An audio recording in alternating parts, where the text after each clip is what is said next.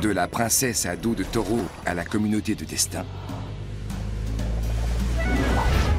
l'Europe, c'est plus de 2500 ans d'histoire.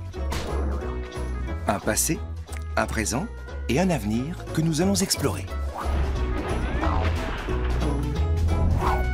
Des réussites dont nous pouvons être fiers. L'Europe, c'est aussi l'éternel champ de bataille, la folie des grandeurs et des valeurs partagées. Tant de craintes, d'espoir et de questions.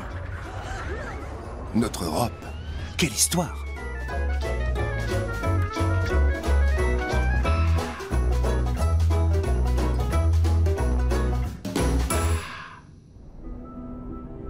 Qu'est-ce que l'Europe? Un étroit chemin de crête pour un continent aux multiples montagnes? Notre terre natale? Bien plus qu'un paysage pittoresque en tout cas. Mais souvent un combat contre des moulins à vent. D'innombrables tombes qui portent la mémoire de nos ancêtres. Des frontières qui ne nous avancent pas beaucoup. Alors remontons le passé.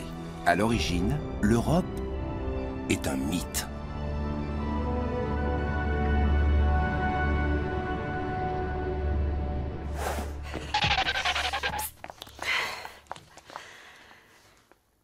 Worum geht's hier nochmal?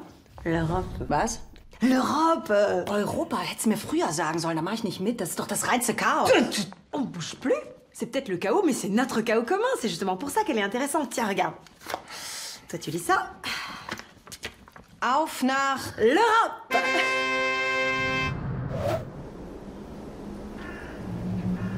Perdue dans les brumes du passé, l'Europe préhistorique reste nimbée de mystères, à l'instar des mégalithes de Stonehenge en Angleterre. Depuis plus de 4000 ans, cette sorte d'observatoire du néolithique signale chaque année les solstices d'hiver et d'été. Le spectacle n'a rien perdu de sa magie. Et il attire les foules, des druides improvisés en mal de spiritualité aux simples curieux. Chacun vient trouver de quoi se bricoler une identité. Mais ne nous laissons pas tromper par les rituels antiques ou l'aura du site. Le berceau de l'Europe ne se trouve pas ici. Si nos ancêtres avaient tous un faible pour les mégalithes, on ne peut pas encore parler de culture commune, encore moins de civilisation. Cette dernière éclot plus à l'est. Tandis que le continent européen sort à peine de l'âge de pierre, en Orient, on commence à construire des villes et des pyramides, et on invente l'écriture. L'Europe fait alors figure de continent en développement. Toute l'Europe? Non. La Crète est l'exception qui confirme la règle. De nos jours, ces boutiques de souvenirs bon marché évoquent davantage le kitsch que la grandeur passée.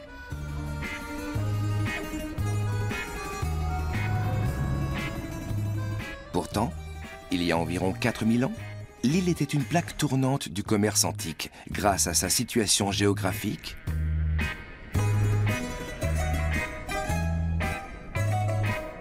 et à un produit d'exportation précieux, les olives, cultivées ici depuis des millénaires et dont on extrait une huile si convoitée. La Crète devient ainsi le premier pôle culturel de notre continent. Cette grande civilisation est celle des Minoens, que nous connaissons grâce aux fresques retrouvées dans le palais de Knossos. La mer, source de vie, est omniprésente dans les représentations. Les Grecs, qui annexent l'île après le déclin des Minoens, vont s'inspirer de leur mode de vie. Et c'est un de leurs mythes qui donne naissance à l'idée d'Europe.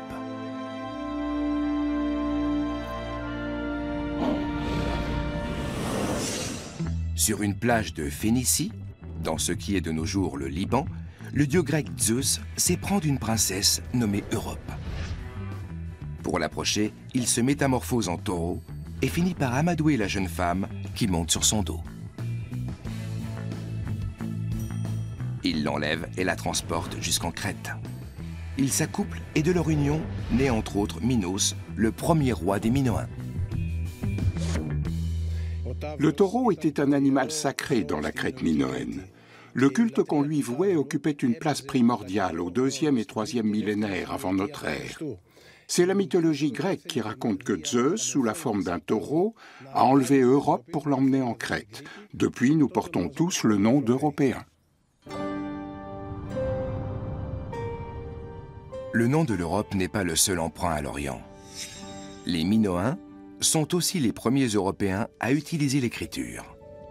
Dans ce disque retrouvé à Phaistos, ils impriment même leur caractère près de 3000 ans avant l'invention des presses modernes.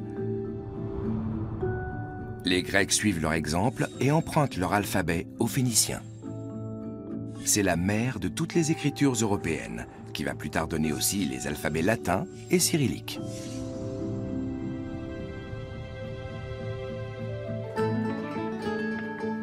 Il devient désormais possible de fixer des souvenirs pour la postérité sans dépendre de la tradition orale. L'écriture est porteuse d'identité et va permettre l'essor des civilisations classiques européennes. Malgré des différences de surface, elle témoigne toujours de nos racines communes. So, unser Kontinent ist also nach einer Frau benannt, die sich von einem Rindvieh übers Ohr hauen ließ. Das fängt ja gut an, aber irgendwie auch passend, wenn ich mir Europa heute so ansehe. Da rennen die Leute inzwischen noch dem letzten Idioten hinterher, wenn er nur laut genug blökt. Attends, pas si vite, pas si vite. Attends, elle était pas non plus si bête, cette princesse. Si on y réfléchit bien finalement, il s'est avéré que ce bœuf était un dieu. Le choix n'est donc pas si mauvais.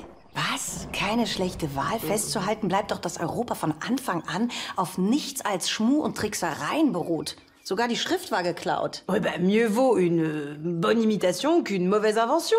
C'est comme ça que ça fonctionnait autrefois. Mais attends, mais réjouissons-nous plutôt qu'il n'existait pas encore de spécialistes de la propriété intellectuelle. Sinon, les Européens devraient verser plus de 3000 ans de droits d'auteur aux Phéniciens. Ah, apropos Phönizier. Hier, auch diese zauberhafte Prinzessin Europa war eine Mogelpackung. Ein Import, eine Migrantin aus Nahost. Ah oui, en regardant le verre à moitié plein, peut-être même que la nouvelle princesse Europe est déjà parmi nous.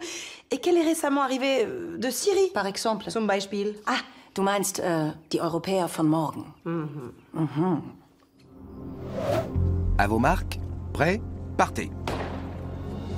Il est long le chemin qui mène de la Grèce antique à nos jours. Un vrai marathon. Et c'est justement la victoire de Marathon qui va cristalliser l'idée d'Europe à travers la résistance des cités grecques dans les guerres médiques.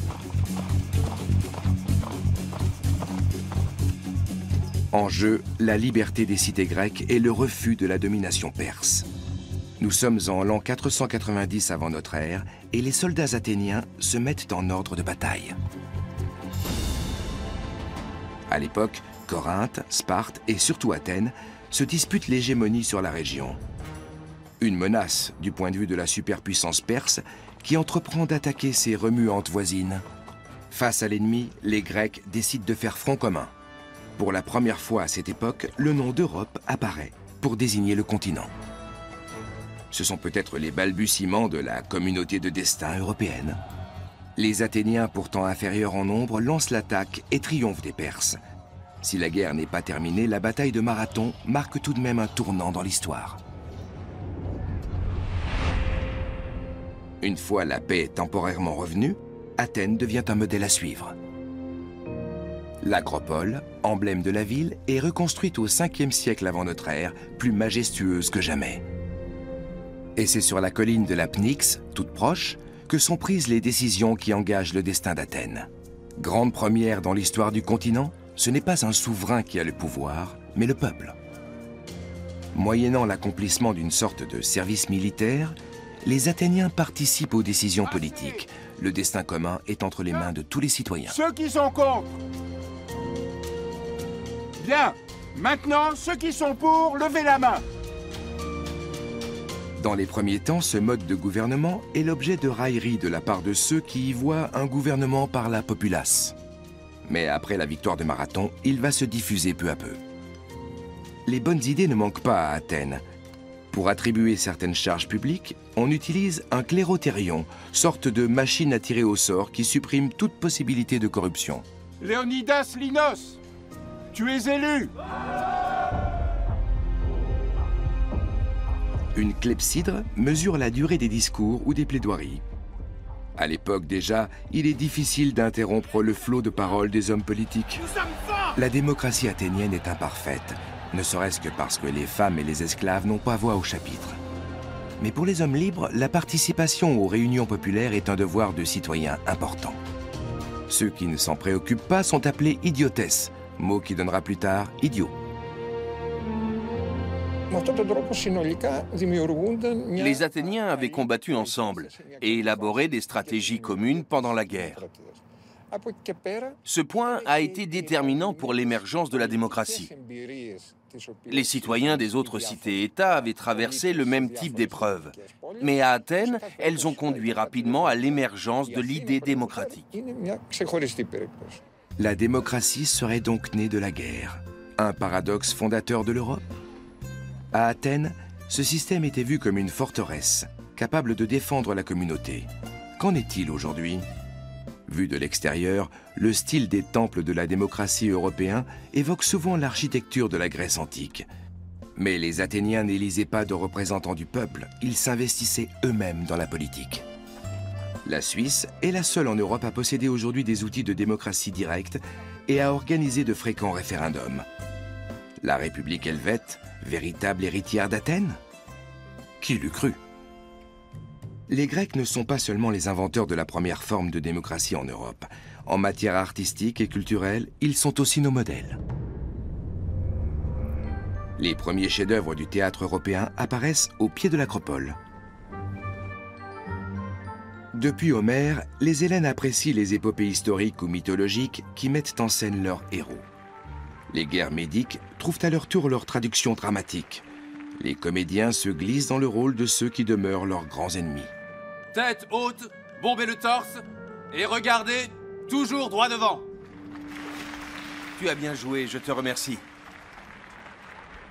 À vous maintenant.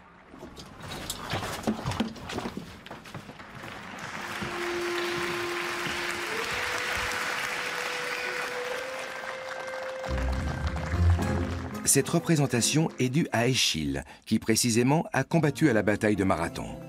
Soutenu par le jeune Périclès, orateur et politicien, le dramaturge espère remporter le concours tragique, organisé chaque année en l'honneur de Dionysos, le dieu du vin et de la joie de vivre. Échille ne s'est pas particulièrement illustré sur le champ de bataille. Il espère surtout devenir immortel avec ses pièces. C'est un succès. Sa tragédie, Les Perses, remporte le concours. Il s'agit de la plus ancienne pièce de théâtre au monde dont on ait conservé le texte. Excellent dans le registre comique autant que tragique, les Grecs mettent au point les bases d'un bon divertissement. À Hollywood ou ailleurs, on utilise de nos jours encore certaines ficelles narratives inventées dans l'Antiquité. Et le récit par Échille des guerres médiques, moment fondateur de l'Europe, nous passionne toujours, 2500 ans plus tard.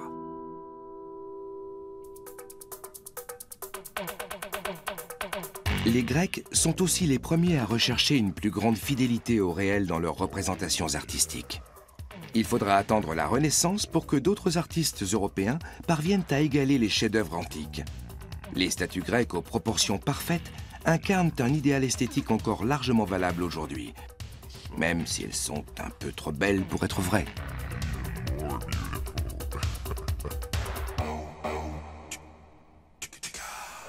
Les pauvres Grecs ordinaires qui passaient tous les jours devant des statues absolument parfaites comme ça. Mais ils devaient se trouver des tas de défauts, ils devaient se trouver des tas de complexes en s'y comparant. Richtig ab. Dafür gibt's doch Photoshop. Heutzutage ist das kein Problem mehr. Zack, ist der dicke Hintern weg. Die Griechen haben dafür eben Marmor benutzt. Bah attends, moi j'ai jamais parlé de gros derrière, pourquoi forcément tu penses au gros derrière? Fang du jetzt auch noch mit diesem Schlankheitswahn an, ja? Ouais, bah au moins les Grecs, ils avaient pas de miroir dans leur salle de bain, alors que moi... Hätten ihren Statuen besser mal ein paar Fettpölsterchen gegönnt, die Griechen. Komm, iss ein Stück Halbers. Bon Appetit. Dankeschön. Ah, lecker. Super lecker. Doch. Les Grecs célèbrent aussi leurs beaux esprits. Ces bustes de Socrate, Platon ou Aristote ne sont pas interchangeables. Ils rendent bien hommage à des individus. Les philosophes et scientifiques grecs vont marquer profondément la pensée européenne. Loin de se satisfaire de réponses superficielles, ils remettent tout en question et veulent mesurer le monde par eux-mêmes. Ils ont appris dès l'enfance à appréhender leur environnement par l'observation et par la réflexion. C'est ainsi qu'ils établissent les premières lois de la nature et font faire un bond considérable au savoir humain. Même s'ils n'ont jamais vraiment quitté l'horizon des Européens, c'est surtout à la Renaissance qu'on redécouvre les philosophes antiques. À partir de leur méthode, les scientifiques européens de l'époque moderne vont faire de grandes découvertes. Copernic, Galilée, Newton ou plus récemment Einstein partagent le même objectif que leurs prédécesseurs, comprendre et étudier les lois de l'univers. Tous les 4 ans, les Grecs se retrouvent notamment à Olympie pour mesurer leurs forces pacifiquement en l'honneur des dieux. Après les guerres médiques, ces jeux deviennent un symbole de leur unité, une façon d'encourager la bonne entente. L'idée est intéressante, mais dans l'Antiquité, il leur manque au moins une discipline, le fameux marathon. Cette course de fond devient discipline olympique en 1896, lors de la première Olympiade moderne organisée à Athènes. Depuis, le sport relie à nouveau les individus du monde entier. Et c'est un Grec qui remporte le premier marathon olympique, Spyridon Louis, devenu un véritable héros national dans son pays.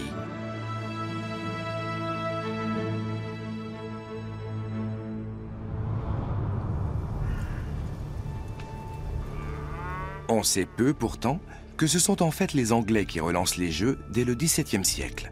En 1612, des athlètes de toute la nation se retrouvent pour les Cotswold Olympic Games dans le sud-ouest de l'île. Les participants s'affrontent notamment à l'épée et à la chasse aux lièvres. Depuis les années 1960, les Jeux des Cotswold ont lieu à nouveau chaque année. L'atmosphère y est avant tout à la fête. Et la discipline reine n'est pas la plus élégante. Il s'agit du shin kicking, qui consiste à donner des coups de pied dans les tibias de son adversaire.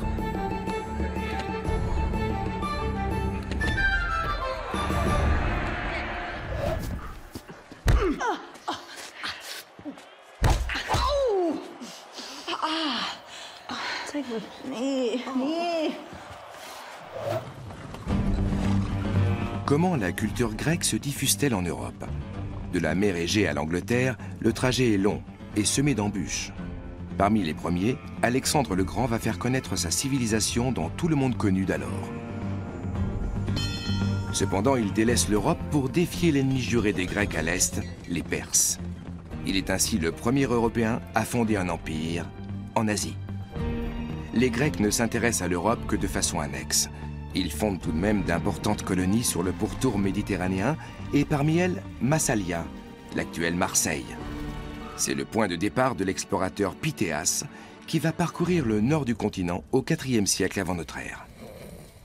Des contrées barbares et arriérées aux yeux des Grecs qui pensent que le froid rend paresseux et improductif. Ils nomment leurs habitants Keltoi, Celtes. Ses voisins s'avèrent de valeureux combattants.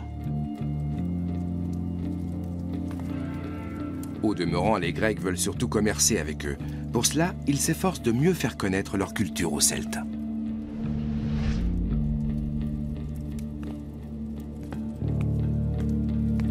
Pythéas a déjà compris que les petits cadeaux entretenaient l'amitié.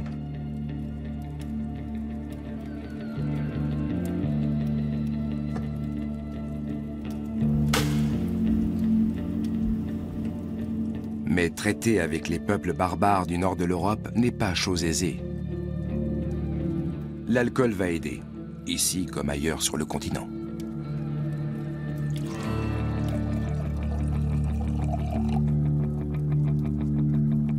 La persévérance finit par payer.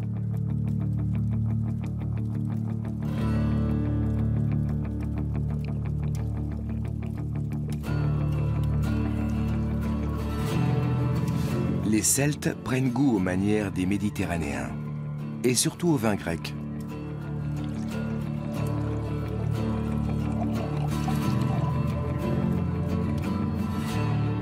En témoigne le cratère de Vix, retrouvé dans la tombe d'une princesse celte en Bourgogne. Ce vase de plus de 1,60 m de haut, façonné par les Grecs en Méditerranée, servait à mélanger l'eau et le vin.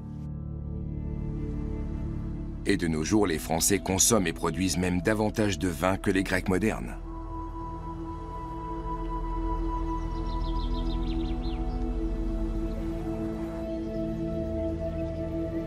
Suivant l'exemple des Grecs, les Celtes fondent des villes, les premières au nord des Alpes. En tout, elles sont plus de 150 dans toute l'Europe centrale. L'une des plus anciennes est la Heuneburg, dans le sud de l'actuelle Allemagne. Un monde sépare ce site de l'acropole. Pourtant, depuis l'Antiquité, les villes permettent de tisser des liens entre les différentes cultures d'Europe. les anciens Celtes ont peu à peu été conquis puis absorbés par d'autres peuples. Leur tradition reste cependant vivace en Bretagne, en Écosse, en Irlande et au Pays de Galles.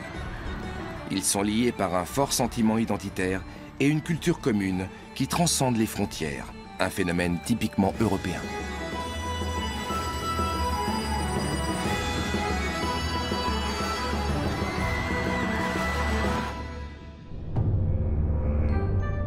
Revenons à l'an 60 avant Jésus-Christ.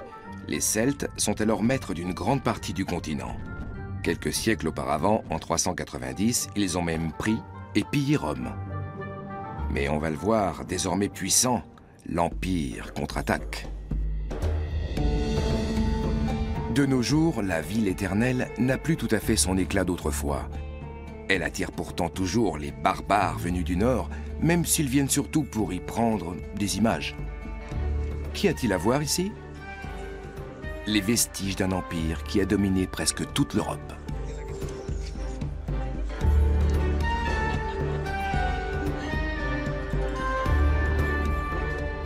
Les Romains de l'Antiquité n'hésitent pas eux aussi à copier les Grecs, comme le montrent leurs édifices. Et à ce jeu-là, ils sont bien plus forts que les Celtes.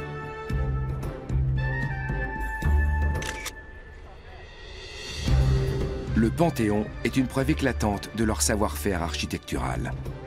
Derrière une façade d'inspiration grecque se déploie la plus ancienne et la plus vaste coupole européenne de l'Antiquité, réalisée en béton, autre invention perfectionnée par les Romains. Dans de nombreux domaines, les Romains veulent surpasser leur modèle.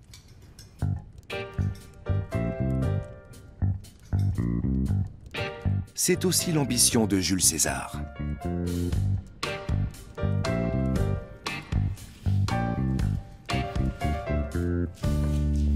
Après des débuts relativement modestes, il se rêve conquérant dans les traces d'Alexandre le Grand. Pour marquer l'histoire, il doit d'abord passer par toutes les étapes du parcours politique romain classique.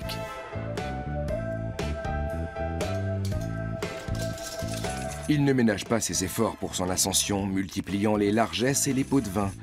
Lorsqu'il devient consul, César a accumulé des dettes colossales. Il a besoin de multiplier les victoires militaires et les pillages pour gagner en prestige et remplir ses caisses vides.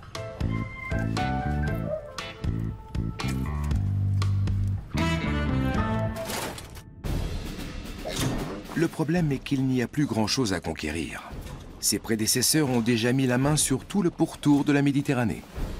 Il ne reste donc plus que le nord hostile de l'Europe, les terres des Celtes, que les Romains appellent Gaulois. Le prétexte est vite trouvé. En 58 avant Jésus-Christ, César décide d'aller combattre en Gaule, plus de 300 ans après le sac de Rome.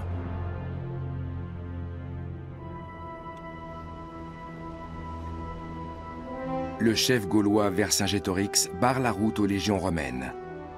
Mais sa pose confiante est ici trompeuse. Les Gaulois doivent progressivement battre en retraite et après 6 années de combat, Vercingétorix se rend. La Gaule et ses peuples sont intégrés dans l'Empire romain.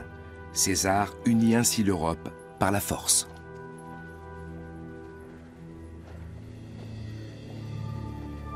Avant de savourer sa victoire, il lui faut encore vaincre l'opposition à l'intérieur de la République romaine. Après une guerre civile âprement disputée, il touche au but, régner seul sur Rome. Tant pis s'il a fait couler le sang sur son passage. Certains soutiennent qu'il aurait plus d'1 million de morts sur la conscience. Regarde bien autour de toi et souviens-toi que tu n'es qu'un homme. César parcourt la voie sacrée pour la célébration de son triomphe. Une démonstration de puissance destinée à satisfaire le peuple. C'est pourquoi il exhibe son principal trophée, Vercingétorix, qui n'a été épargné jusqu'alors que pour être montré à la foule. César a écrasé les barbares, le message est clair. Comme tous les généraux victorieux à qui est accordé cet honneur suprême, il arbore une tenue qui l'assimile à Jupiter, le dieu principal des Romains.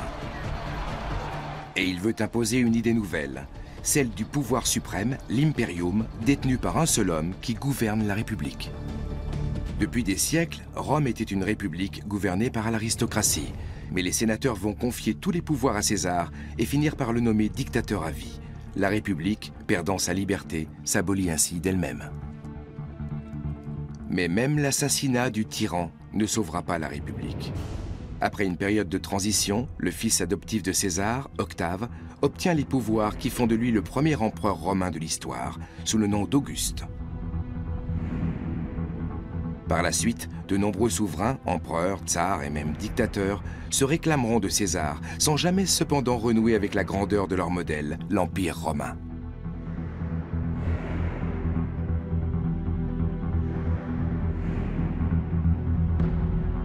Il y a dans l'histoire de l'Europe une dialectique permanente entre l'idée d'empire comme idéal et la réalité plurielle et pluraliste de l'Europe qui récuse cette idée d'empire et qui fait que finalement toutes les grandes constructions européennes impériales ont échoué. C'est le cas en début, avant même qu'on ne parle d'Europe, pour l'empire de Charlemagne, c'est le cas plus tard avec Napoléon, et c'est le cas enfin avec le dernier grand empereur européen, Hitler. Les maîtres du pouvoir à Rome sont souvent des bâtisseurs passionnés, et l'architecture romaine se répand ainsi sur tout le continent. Les Romains exportent aussi leur culture thermale jusque dans les îles britanniques. Partout dans leurs colonies, les habitants de l'Empire peuvent profiter des avantages du mode de vie à la romaine. Cette expansion laisse des traces durables sur une majeure partie du continent. Les légionnaires romains impressionnent toujours dans le nord de l'Europe. Mais les barbares d'aujourd'hui se laissent romaniser de bonne grâce, comme ici au festival du pain et des jeux à Trèves, en Allemagne. Les Romains vont aussi fortement marquer la conception de la justice en Europe. La présomption d'innocence, qui veut qu'un accusé puisse être relâché in dubio pro reo, au bénéfice du doute, date de l'époque romaine. Le latin, une des langues reines du droit, est encore bien présent de nos jours dans les tribunaux européens. Rome annonce par certains aspects l'état de droit moderne, par exemple en prévoyant théoriquement l'égalité des patriciens et des plébéiens devant la loi. Le droit de cité romain est un instrument décisif pour l'intégration des nouveaux ressortissants de l'Empire, qu'ils aient ou non été soumis par la force. Ils bénéficient de prérogatives fiscales et judiciaires ou encore du droit de vote. Bref, ils font partie des privilégiés parmi les habitants de l'Empire. En conséquence, tout le monde veut obtenir cette citoyenneté romaine. L'Imperium Romanum ne s'étend pas qu'en Europe. Son centre de gravité est la Méditerranée, appelée Mare Nostrum. Mais certains peuples refusent d'appartenir à l'Empire et de brader leur liberté. En Germanie et en Calédonie, la résistance est farouche. Là où ils ne peuvent pas soumettre les barbares, les Romains bâtissent des fortifications. Le mur d'Adrien vient ainsi isoler l'Empire du nord des îles britanniques.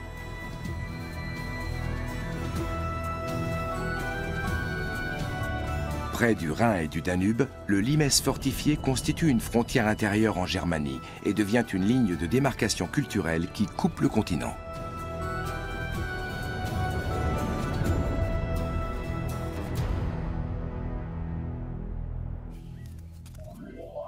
Mais il y a aussi de bonnes choses chez les barbares, en matière de mode ou de coiffure par exemple.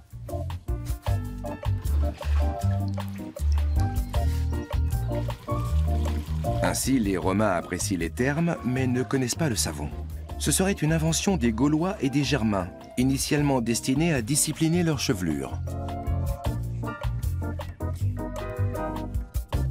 Les hommes du Nord portent aussi des braies et des tuniques courtes bien pratiques.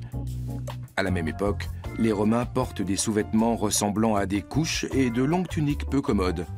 Il est parfois nécessaire de recourir à un assistant pour se vêtir.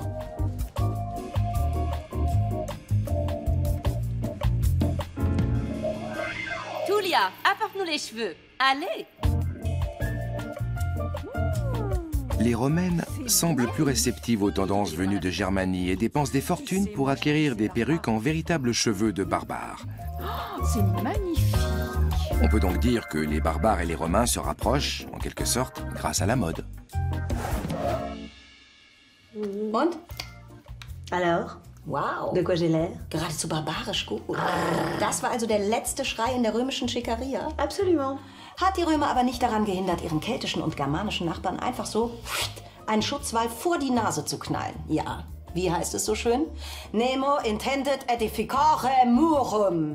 J'en perds mon latin, là. Niemand hat die Absicht, eine Mauer zu errichten. Außer natürlich das römische Imperium. Tja, kaum gibt es in Europa eine römische Leitkultur, schon wird an den Rändern des Reichs gemauert. Kennen wir ja. Bon, ben, les barbares ne voulaient pas se laisser civiliser. Qu'est-ce qu'on peut y faire? Ach so, aber so ein Ethno-Hartal, das ist trotzdem schick, ja? Das gibt's doch gar nicht. Uns nicht ins römische Reich reinlassen, aber uns die Haare vom Kopf wegfressen. Ouais, tu vas pas me donner mauvaise conscience non plus, là. Moi, en tant que consommatrice, je ne suis pas responsable de la politique extérieure romaine. L'Europe est aussi le continent des églises. Elles sont emblématiques de notre culture.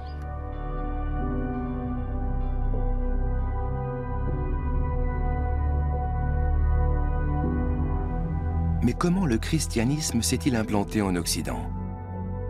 La réponse se trouve non seulement à Jérusalem, mais aussi à York, en Angleterre. C'est ici que Constantin Ier est proclamé empereur romain en l'an 306 de notre ère. Empereur, ou plutôt tétrarque. Car l'Empire a entre-temps été partagé entre 4 souverains qui ont délaissé Rome pour s'installer à Milan, Trèves, Sirmium et Nicomédie. Compliqué? Pas plus que le panthéon romain. Plusieurs dieux se disputent la préséance. Jupiter est le plus puissant, mais Neptune règne sur les mers et Mars sur les champs de bataille. Vénus est bien sûr la plus belle. Au 1er siècle, à Jérusalem, capitale de la province romaine de Judée, la situation est tout autre. Les Juifs qui y vivent ne prient qu'un seul Dieu. Le judaïsme est la première religion monothéiste qui va marquer l'Europe. Une fois de plus, c'est en Orient que tout commence. La nouvelle ère à venir est inaugurée par la naissance d'un prédicateur itinérant juif, Jésus de Nazareth. Sa version du monothéisme fait sensation.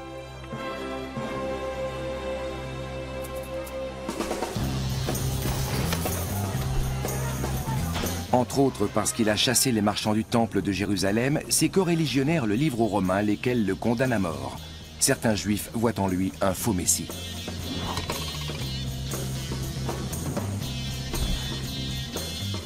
Selon ses disciples, c'est là que son histoire devient intéressante. Ressuscité d'entre les morts, Jésus monte au ciel. Là-haut, d'ailleurs, il n'y aura guère de place pour la concurrence.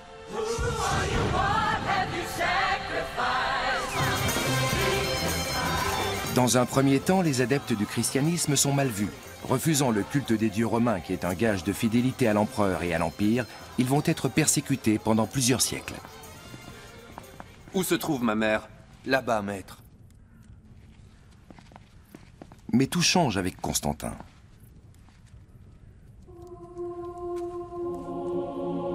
La mère de l'empereur, Hélène, fait partie des Romaines privilégiées qui ont adopté le Dieu des chrétiens aux côtés des pauvres et des faibles. Quel est donc ce Dieu pour lequel les fidèles sont prêts à mourir? Il apporte l'espoir aux croyants, offre le pardon des péchés et assure une place au paradis. Son message d'amour du prochain est également séduisant.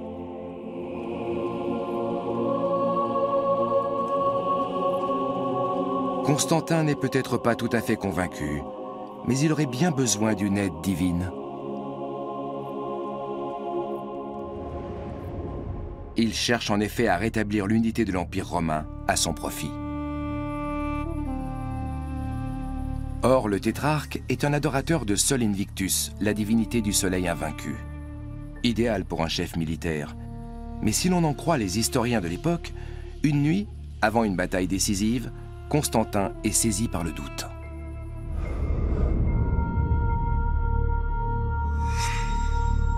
Il a une vision.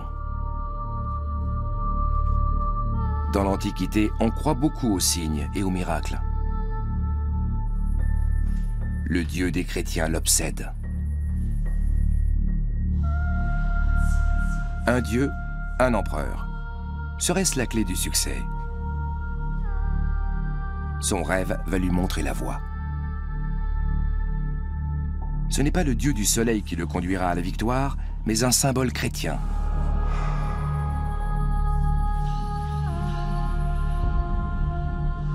Le chrisme, formé des lettres grecques chi et rho, le monogramme du Christ.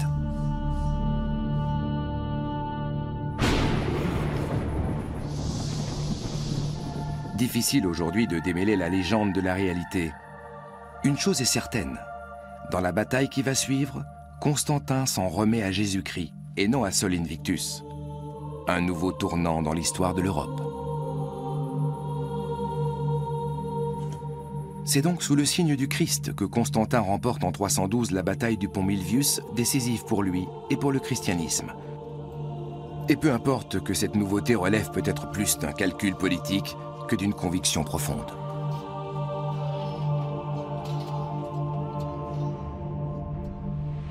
Le christianisme s'était répandu dans l'ensemble de l'Empire, et ceci dès la première génération du christianisme. On le voit bien avec les apôtres, qu'il s'agisse de ceux qui étaient avec Jésus lui-même, ou bien de saint Paul, avec ses voyages à travers tout l'espace méditerranéen.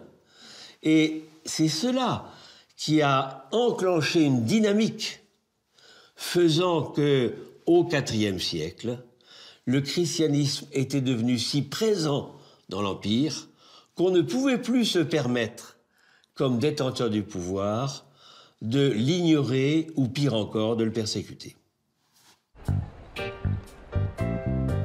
Comme c'est la coutume dans la Rome antique, Constantin fait construire un arc de triomphe pour célébrer sa victoire. Avec une nouveauté, l'issue de la bataille n'est pas attribuée à l'assistance de Jupiter ou de Mars, mais simplement à l'inspiration de la divinité. On est encore loin d'une profession de foi en faveur du Dieu chrétien. La reconnaissance se fera progressivement. De manière générale, l'empereur ne pousse pas l'humilité chrétienne jusqu'au refus des honneurs dus à son rang. Il fait ainsi ériger sa statue colossale à Rome. Peut-être pour être sûr que l'on se souviendra de lui en ce bas monde, au cas où la vie éternelle dans l'au-delà ne serait pas garantie. Selon certains spécialistes, la statue devait initialement être construite en l'honneur de Sol Invictus. Des symboles chrétiens auraient été ajoutés ultérieurement.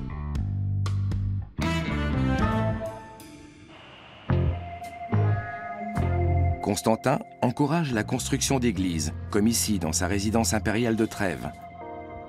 Les basiliques, édifices publics abritant des marchés ou des tribunaux, sont le prototype des églises en Europe, puis dans le reste du monde.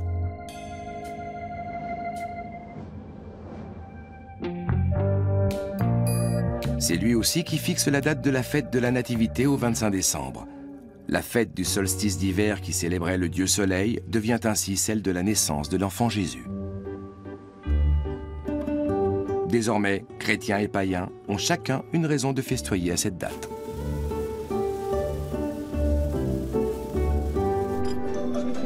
Mais Constantin ne semble pas très imprégné de l'esprit de Noël. Il a fait exécuter des proches, comme son fils Crispus et sa seconde épouse Fausta. À sa mort, 3 de ses fils lui succèdent. Il provoque même un massacre dans leur propre famille. Les églises d'Orient et dans une moindre mesure d'Occident révèrent encore cependant Constantin comme un saint.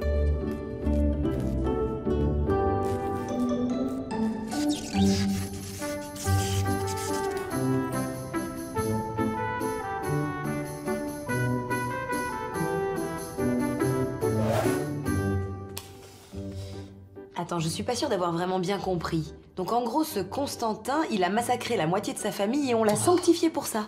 Fast heilig gesprochen wurde er, weil er das Christentum verbreitet und uns das Weihnachtsfest beschert hat. Ah, tu parles du cadeau. Cela dit, ça explique pourquoi tant de familles se prennent la tête à Noël. En fait, c'est un hommage à Saint Constantin. Hör mal zu, ich lass mir von dir nicht Weihnachten verderben. Außerdem hat Konstantin den Sonntag erfunden. Ah bah tu m'étonnes qu'il ait eu besoin d'un jour de repos. Massacrer comme ça à tout va, ça fatigue, hein. Et en plus avec la bénédiction de l'église. Man darf das nicht alles so negativ sehen. Das waren noch völlig andere... Was heißt andere Zeiten auf Französisch? Autre temps. Autre temps, autre mœurs. Ouais. Tu crois vraiment que c'était si différent, hein? Joyeux Noël. Dir auch.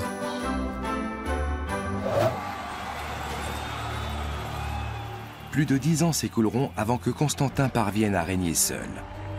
Après la bataille du pont Milvius, il triomphe comme tant d'autres de ses prédécesseurs et César avant eux. Mais au lieu d'arborer l'aigle de Jupiter sur ses étendards, ses troupes portent haut le chrisme, nouvel emblème de la puissance de l'empereur. Constantin a aussi délaissé le style jupitérien. L'heure du changement est venue.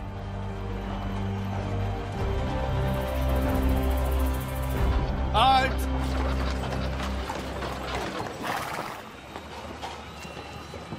Fais demi-tour! Mais comment, Seigneur? Fais demi-tour! Allons! On peut dire à certains égards que le tournant constantinien marque un abandon. Rome, mère de l'Empire, à la puissance restaurée, voit son chef victorieux la quitter. Constantin s'est choisi une ville grecque qu'il a transformée pour devenir une deuxième Rome. C'est sur le Bosphore, sur l'antique Byzance, qu'il construit sa nouvelle capitale, Constantinople, désormais Istanbul. Le cœur de l'Europe romaine et chrétienne se déplace pour un temps à la jonction de l'Orient et de l'Occident.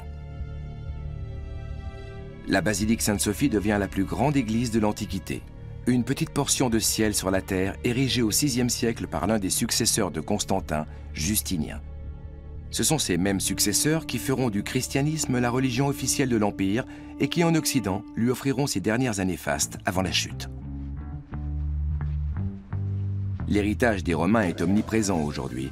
Il se loge dans les arcs de triomphe des monarques plus récents ou dans des clins d'œil plus subtils. De nos jours, en Europe comme ailleurs, les rappels de l'Empire romain sont partout. À Washington aussi, les descendants d'immigrés européens ont opté pour un décor impérial inspiré de Rome.